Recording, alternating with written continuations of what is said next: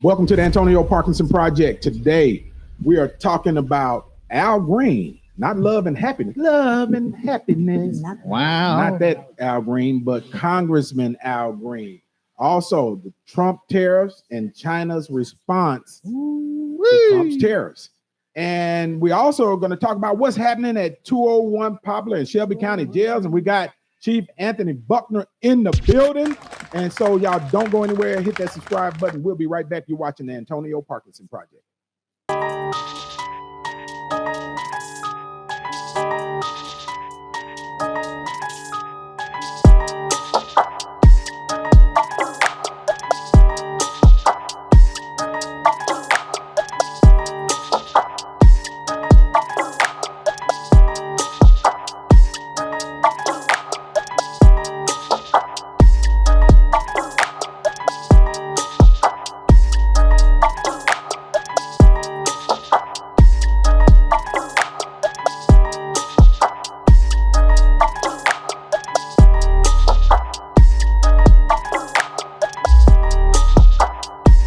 Welcome back to the Antonio Parkinson Project. You're watching the fastest growing visual podcast. Say that. This is Market. Let's go, baby. Say that.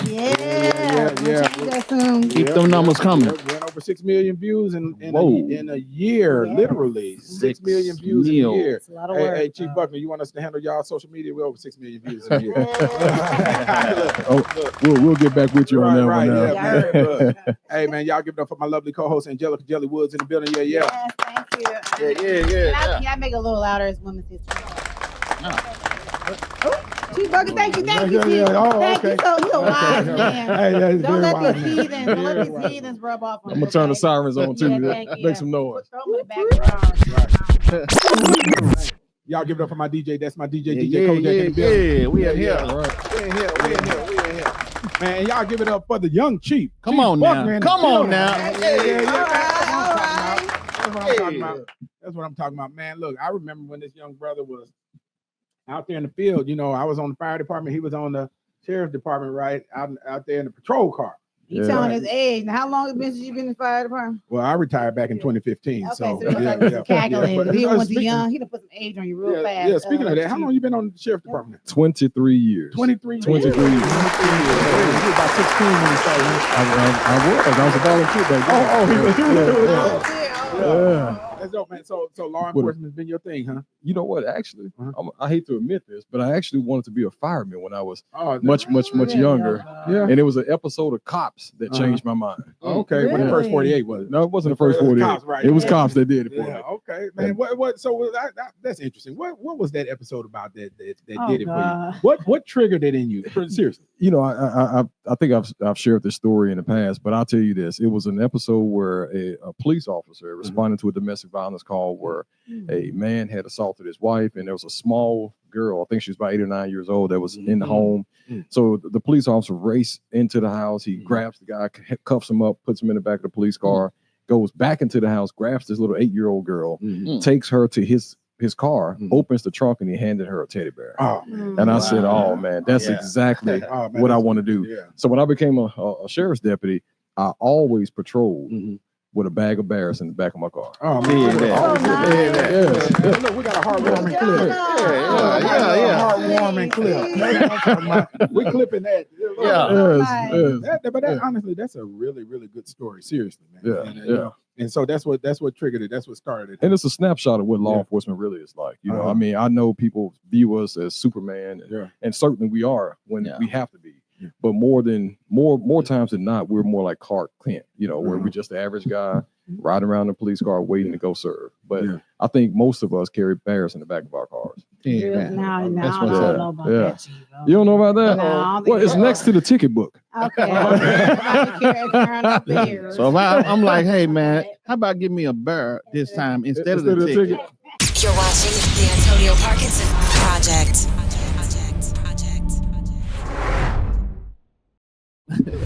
Question bear. Yeah, man. Hey, Chief, you know, you got a question about that? No, I'm gonna wait for you. And we're gonna get into the story, but you know, our job, what we do here too is, you know, we have fun doing the podcast. Right. Seriously, Right. it's a lot of fun, right? But our mission is to educate too, Right. Yeah. So how has law enforcement changed in your 23 years since you've been there? Because it's a different ball game now, right? Right. So I think it changed in two different ways. One, in de-escalation and deconfliction. I know, over the last several years, we've seen some very terrible incidents in the news, but when I started 23 years ago, we learned a little bit about de-escalation, but we didn't spend a whole lot of time on it. It was really about, you being a police officer, you taking control of your scene and doing what needs to be done. But we spend a lot of time now dealing with deconfliction, dealing with de-escalation, diversity training, things like that. I don't think I had really any diversity training when I came on this job 23 years ago. But then also we pay more attention to mental health for the officers because we also understand that, hurt people. So we got a police officer riding around in the car and he's suffering, he's hurting from the trauma that he's experienced on the job. Then he could be likely to exhibit that same type of hurt or hurt people out on the street. So we pay a lot of attention internally about how do we service our own people, but then also how we service the community. Yeah, that's vitally important. Were you about to say something, Coach? Or just dealing with seeing those type of things that's happening in the community, pulling over people's life. If the story could have been different with the little girl when you walked in and she would have got killed, that could just have an impact on your mental health anyway. Sometimes you just need a break. I mean, and I mean, even myself, I was a patrol sergeant for a number of years, and if not every day, every other day, I was dealing with someone who had passed away. I was dealing with a lot of death scenes. And so after about 4.5 years of that, I'm like, hey, I need a timeout because I'm dealing with this every single day. It took 4.5 years. It took me about 4 days. I was like, all right, well, I need a break. And you know what actually grabbed my attention? I was at a funeral one day of a friend, and I was sitting there thinking, like, this looks abnormal to me. A person in a casket with a suit on, makeup, that looked abnormal to me because what I was seeing was totally different. And so I knew then when what's normal for everyone else began to look abnormal to me, like, hey, I need a timeout. The norm shifts. Here's something I would tell people, especially I tell them up there at the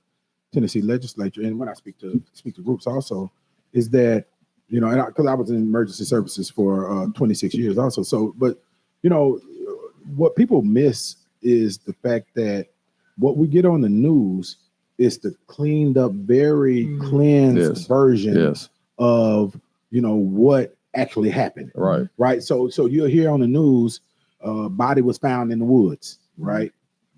The sheriff department, they're the ones in the woods when at the scene while it's still raw. Right. But what the news is not telling you is that the torso was here, the head was over here. The hips and legs had been through a sexual assault, right, and so on, and all of this stuff, and that's what a lot of them take home, right, and they're expected to be these angels, right, when they arrive back at work, after experiencing that trauma, and I tell people this too. Imagine, if you're seeing either that level of violence, multiple times a week, or even not that level of violence, but just violence, multiple times a week, and it's that norm shifts, and becomes a different norm, right? And the same thing happened to children, when they grow up in a violent community, and from the age of 3 and 4, and then by the time they hit 14, and you wondering why, they're desensitized, to the violence that's out there in our communities, and wonder why we got these kids that don't care. Right. Well, one thing I am encouraged by, part of my responsibilities, I interview the next generation of deputy sheriffs, and I can tell you, the last set of interviews that I was a part of, each and every last one of the candidates wanted to know what is it that the sheriff's office do to protect the mental health of the officers. So I was just absolutely blown away to have 20, 21-year-olds asking us about mental health. So that tells me that there is a shift in our community, and perhaps even in our schools, that where mental health is important, or at least there's some awareness that, hey, you need to protect this just like you protect your health. Can you call into work and say, hey, I need a mental health day? Oh, well, you can, but it's a little bit more than that, I want to ask, all right, but I mean, because if you're calling in for that reason, then there's a step 2 and step 3 that we need to make sure we visit. We don't want you to try to therapize yourself. So we have a lot of services that can walk alongside you in that interest. You're watching the Antonio Parkinson Project. been media trained, ain't you? Why you say that? I never smile. That's probably real media training. No, come on. You Hey, leave that man alone. You got a bunch of media people in here. Oh, we know it when we hear it. right. But Chief Buckner, recently there was a story about a jailer having sex with an inmate. Right. I don't know if she was at 201 or out at the penal farm where it happened at. Right. But how do y'all handle situations like that? And is that a felony offense? Wait a minute, hold on, don't answer that. Yeah, we got a little video. Josh, run that video. Correctional officers chime in, or if you have worked at a prison. Now, this is 20-year-old Akira Jones, this poor baby. And I know y'all like D, she ain't no baby. She did not need to be working at a detention center because she got caught up. And I just want to know, for you all that have worked at a detention center, is there some type of mental health testing? Do they do anything to put you through situations so you can avoid what happened with her, which is allegedly getting caught having sex with a prisoner? Okay, Kojak ain't ready, so Well, I'm just saying, when something like this happens, what are the consequences? What kind of reprimand that you guys do that someone would get for doing something like this? Fire, terminate them. They got to go. So not the steps that we was talking about. No. We go all the way to the end of the story. What do you get leave until you investigate? So that's a great question. So when the initial complaint comes in, we try to walk alongside the law as it relates to you're innocent until proven guilty. And so yes, there's a relief of duty with pay until we can determine whether or not there's some validity to the case. Yeah. In a case like this, if there's an indictment that comes down or you are arrested, then you will still be relieved of duty, but we would stop the pay. And then we'll continue on with the disciplinary process. So this is a felony. I think I heard you ask that question earlier. This is a felony. So within our policies, if you are charged with a felony, then we reserve the right to not pay you as you navigate through the criminal process. So everything doesn't come with an indictment. There's been situations where there was no indictments. You just had an internal investigation. Yes. There may have been some affairs going on, and then they may or not got fired without being indicted.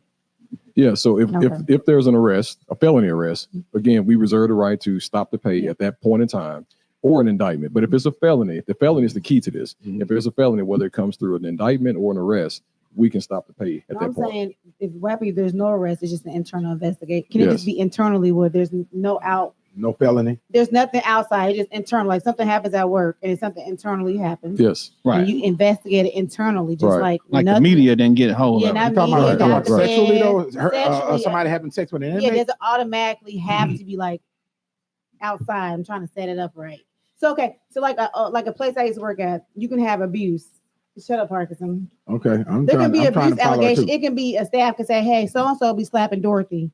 Yes. Okay, we're not going to call and say, there's an investigation, there's an internal equality service investigative process. It doesn't automatically include police. But if they slapped, I'm just trying to clarify. We're just trying to clarify. So if Dorothy was disabled, somebody said if Dorothy was disabled and somebody said she got slapped, then that's a possible felony. Yes, but don't you investigate first? That's what he said. Yeah. Yes.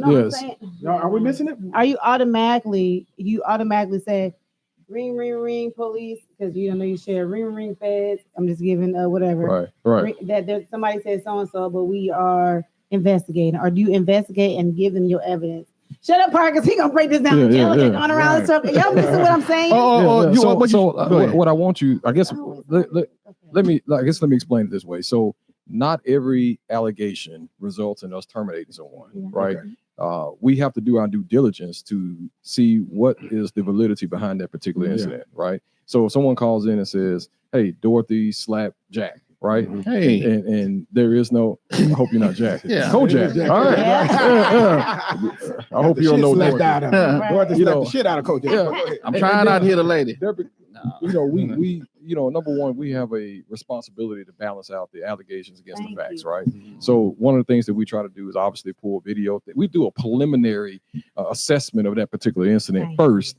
And if perhaps we do see a video and it did occur, now we can kind of put these other things in motion. But if we're checking video and we're asking people and there is no independent witness to suggest that this incident didn't occur, then likely, we will not relieve that employee of duty. We will notify the employee and we will give them an opportunity to respond to the allegation, but we're not going to be an agency that overreact to what comes in as a complaint. Because sometimes people can be vindictive. Yeah. And we understand that. Call and just, some people just call. You'd be surprised. Some people just call and just make up anything because they mad about child support that day. I don't know, it could be anything, or mad because you can pick up your baby. I'm gonna start some stuff on your job today. Absolutely. Or make up something. So I have another question. Here's what I do know, and I just want to say this: our employees do deserve a fair and impartial investigation. No matter if it's a preliminary review or a thorough investigation, they deserve a fair and impartial investigation. So do you know, like in this instance, how many correctional officers are not charged? How many allegations you get of correctional officers messing with inmates? Are they considered inmates at the jail? What do they call in jail? I think it's synonymous. Inmates, detainees, residents. I would say residents because I want to say residents. Messing with the residents. It's like, right. What is it? Is it normal? Does it happen every so? It's extremely rare. In fact, you can, those who have been working for the sheriff's office over 20 years can probably count on their one hand how many incidents like this that we've actually had reported to us and investigated. And so it's not something that happens every single day. So it's just one lucky inmate from every 10 years or 20 years. Look, Buckner, but I will say this. I want to make sure that I highlight this. We spend a recruit for the jail spend 10 weeks in the academy, 10 weeks. And we cover topics like this. And we make sure that topic is covered by many different voices, because sometimes a student may not respond to me like they would you. And so we make sure that they hear from different voices. We make sure that our attorney comes in and talk about it. We make sure the everyday correction officer comes in and talk about it. We make sure internal affairs come in and talk about it. So they hear it multiple times. We even show them videos. I can tell you that classes are going through right now. We'll hear that video or hear that story about the young lady that you played in this video. So show them this video from the Antonio Parkinson Project. And we'll make sure that we subscribe when we do it. You're watching the Antonio Parkinson Project.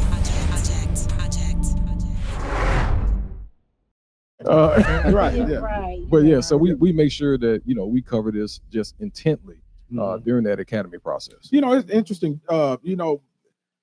We it seems like we hear more about female correction officers that's backing it up to the inmates versus I don't know how it happens, y'all, but versus male correctional officers that might work with the women in jail, and other places, right? Right. So I can tell you that a large portion of our staff is going to be female. Okay. I would venture to say 70-80% of our staff are female. Now, and I know it sounds odd, but I would tell you that our females probably, they do a fantastic job. And most of the inmates look at them as auntie, mom, grandma, So I think from a deconfliction standpoint, I think we have probably fewer incidents because we do have so many females working. I can't say no to your job because I want to lose my mind with you.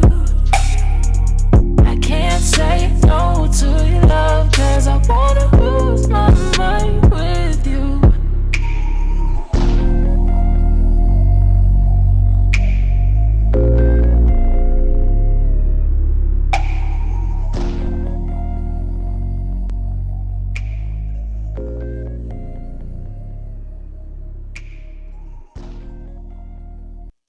Hey guys, what's up? It's Elise Neal. You are watching the Antonio Parkinson Project. You're watching the Antonio Parkinson Project.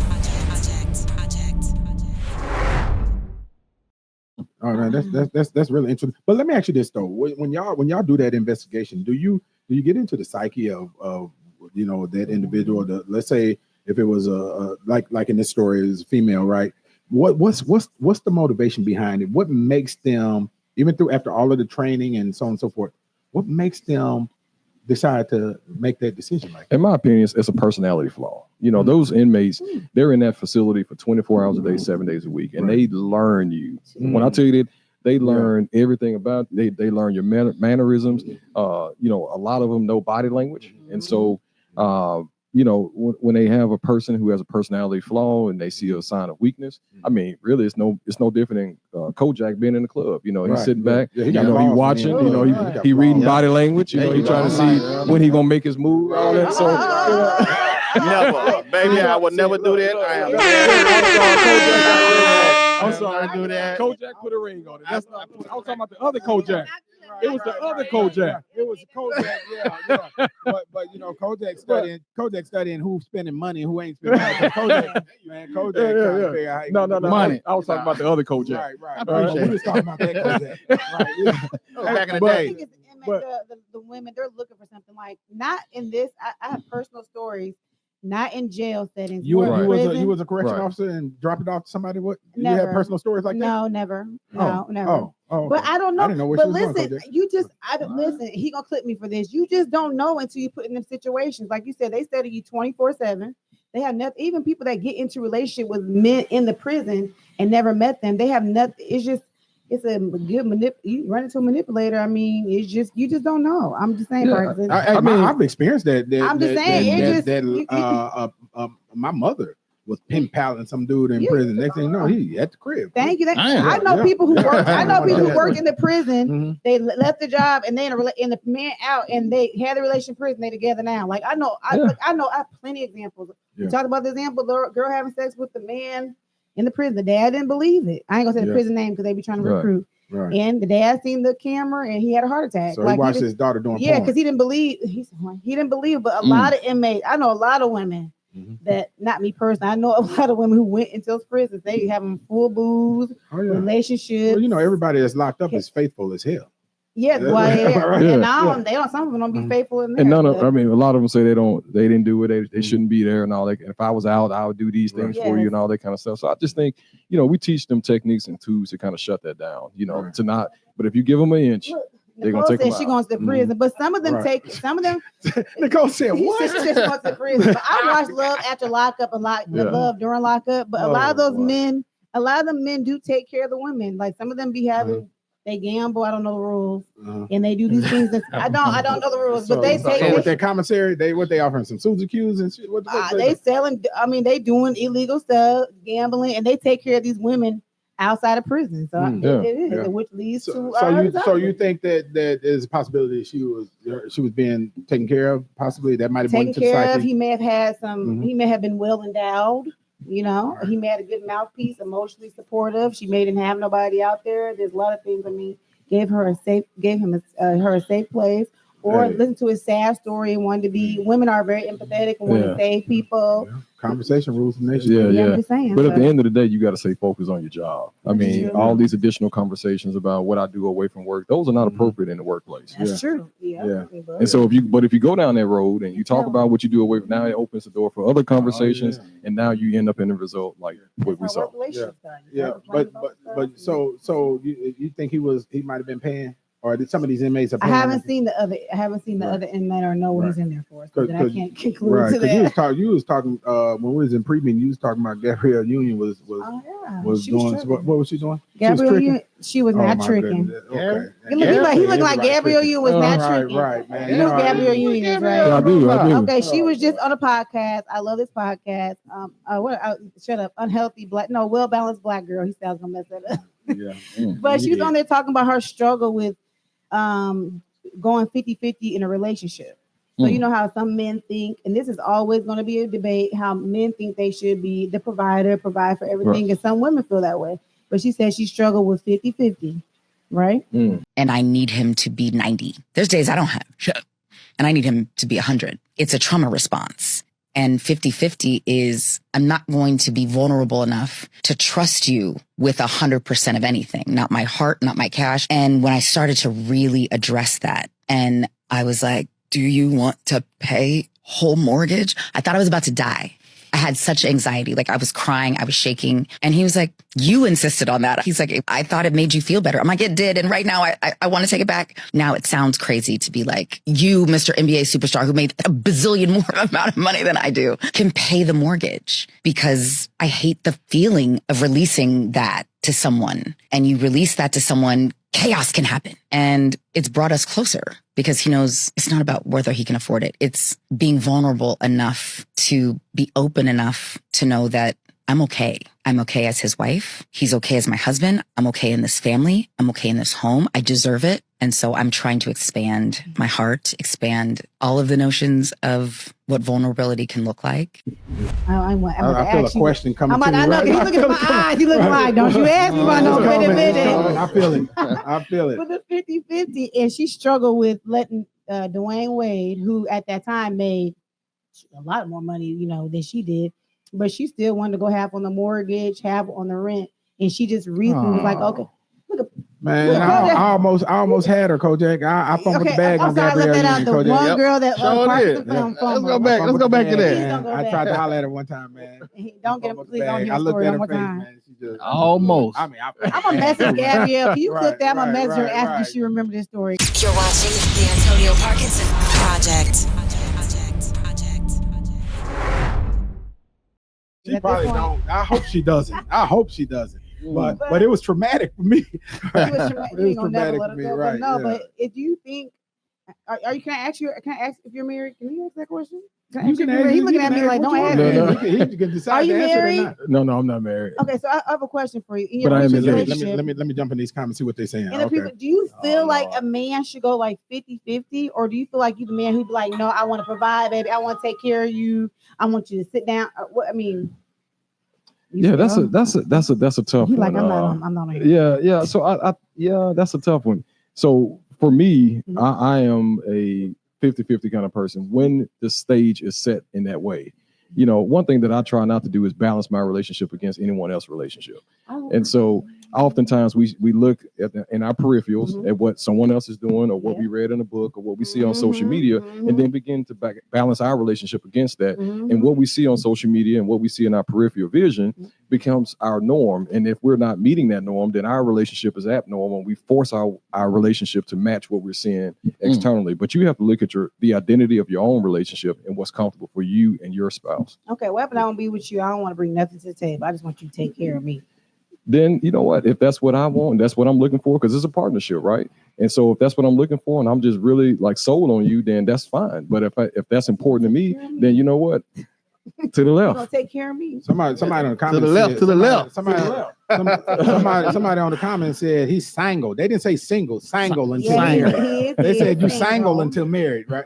But see, that's not the case. I mean, everybody. But I like his response. I think people need to look at what works for your relationship, even with gender roles. Right. Well, washing dishes, change the baby, whatever works. Shit. Hold on, what? What you mean? Here we go. I'm going to the gender roles. You not gonna wash no dishes? It's yes or no. I don't have time to wash dishes. Oh, so she does? Look at Nicole talking about, oh, you gonna wash dishes. So she does? Probably. Why? Yeah, look. I mean, because somebody gotta wash the damn dishes. But why you can't wash them? Because I work 11 jobs. What happened? 11. She works 11 jobs. Well, she won't. She don't work 11 jobs. Well, but but she doesn't. Let me. But she won't have to. But let me say this though. Here's my thing. I just believe everybody in the household should be vested. You're watching the Antonio Parkinson Project. It doesn't mean 50-50 necessarily for me. It means whoever, however we got it, right? And but everybody, even the children, should be vested in the quality of life inside the household, even if it just means the children, you clean up your room. Right. The kids out of it. He was trying to leave it out. Got to work too. I like how you put that in terms of being invested, because here's the thing: when you're always trying to meet this percentage, I think it's a point of contention. Because if I ever feel like I'm 51, now I got a problem. Or if I feel like if you feel like I'm 48, now we got a problem. So we're always fighting to try to make sure it's equal. Hey, I just like vested. And listen, Angelica. Now you know Kojak is cheap as hell. You know Kojak ain't probably paying no bills. You know, but Angelica, you look like you'll pay all the bills. I will. That's what I'm talking about. My goal is to take care of my husband. I want him to retire. Dig that. He deserves. I want him to retire. If he wants to work out, now he gonna have a business venture. If you want your gym and you want to train, cool. If you want to keep cutting hair, cool. I want you to fully love what you do. He works really, really hard. But that's him being vested, though. He's still vested, it don't even matter. though He you're needs taking to care of come everything. out the railroad. Sorry, it just I want to. Yes, I am. I want Mitch, we're pulling for you, Mitch. Oh, what the kids say, clock that. What do I tell you? He will be retired. I'm retired. Anytime you lead off with something that says what the kids say or what the younger generation say, you getting old. All right, y'all. Look, hey, Chief, you're pledged, didn't you? Aren't you in the? I am a member of the finest fraternity. Oh Lord. Kappa Alpha Psi. Okay. No, so look, this story won't pertain to you then. No, Buckner. But when we come back, we are going to talk about the Omegas and all of the heat and the drama that's happening with somebody's child being that's deceased now. I think it was at Southern University. So this is going to be an interesting conversation. Don't go anywhere. We're also going to talk about the deaths in 201 Poplar. Don't go anywhere. Hit that subscribe button. You don't want to miss this. We'll be right back. You're watching the Antonio Parkinson Project. False dripper, like a broke faucet, diamond teether, and my neck glossing, project flossing, taking no lossing, ain't trying to go up that creek like Dawson, ain't no pausing, no stagnation, pockets on swole, like pregnation, brand new house, brand new cars, I'm from the hood, gentrification, money flipper, straight go getter, I want the back and keep the liquor, partner strapped in, we never slipper, God gon' keep us, he gon' deliver, Pata, still on the money, the bag, some more and some more, my face on that flag, ooh, still on the money, the bag, some more and some more, my face on that flag. Mic check, 1, 2, 3. Mic check, this your boy, Pimp Type, MJG. Yeah, man, and this your dog, Big Ball. And y'all know what this is. This the Antonio Parkinson Project. You hear me? You're watching the Antonio Parkinson Project. Powered by Black Market Strategies.